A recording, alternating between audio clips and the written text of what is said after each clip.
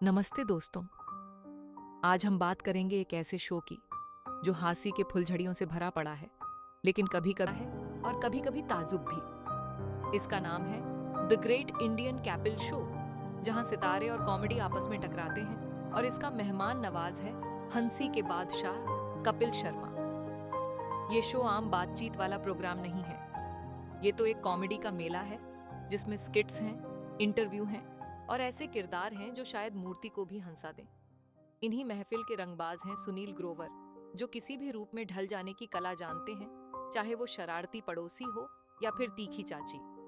लेकिन कॉमेडी के इस साम्राज्य में सब कुछ ठीक नहीं है। स्टेज पे आते हैं सुनील पाल, एक और कॉमेडियन जो बिल्कुल भी नहीं हंस रहे। उन्होंने आवाज उठाई है, शो के मजाक को अश्लील और सस्ता बताया है, खास तौर पर सुनील ग्रोवर के महिलाओं के चित्रण को लेकर। पाल का आरोप सिर्फ एक सरगोशी नहीं है, ये तो छतों से चिल्ला चिल्ला के बोलने जैसा है।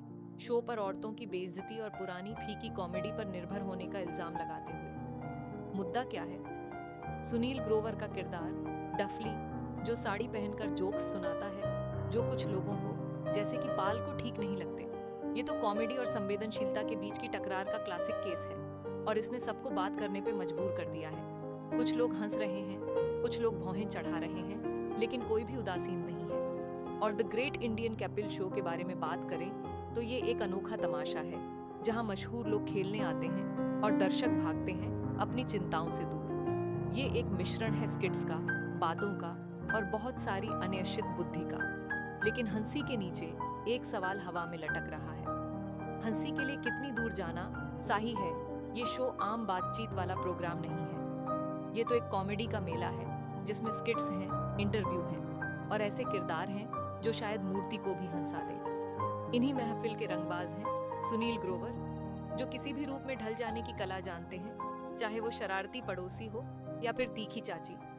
लेकिन कॉमेडी के इस साम्राज्य में सब कुछ ठीक नहीं है।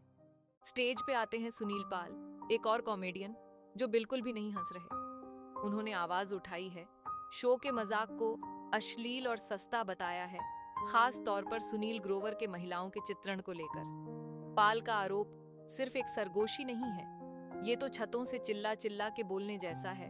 शो पर औरतों की बेइज्जती और पुरानी फिकी कॉमेडी पर निर्भर होने का इल्जाम लगाते हुए। मुद्दा क्या है?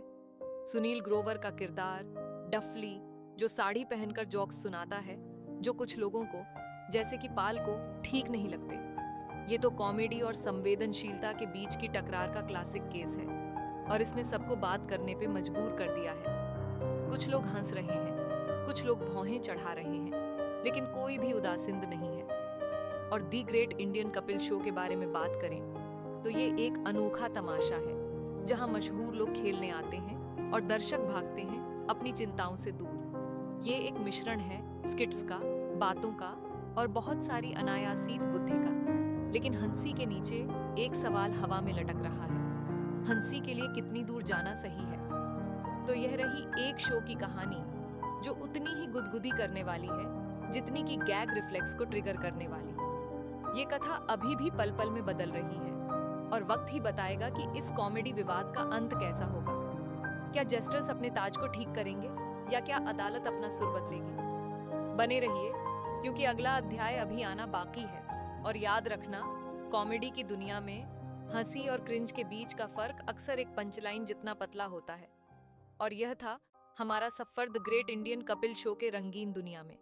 हंसी, मजाक और विवाद का मेल मिलाप, जहां सुनील ग्रोवर के जोक्स ने हमें सोचने पे मजबूर किया। क्या आपको लगता है कि कॉमेडी में कोई सीमा होनी चाहिए या फिर हंसी के लिए स्काई ही लिमिट है? चलिए, आपके विचार हमें बताइए और तब तक हंसी मजाक में रहिए, क्योंकि जीवन में थोड़ा सा कॉमेडी तो जरूरी है।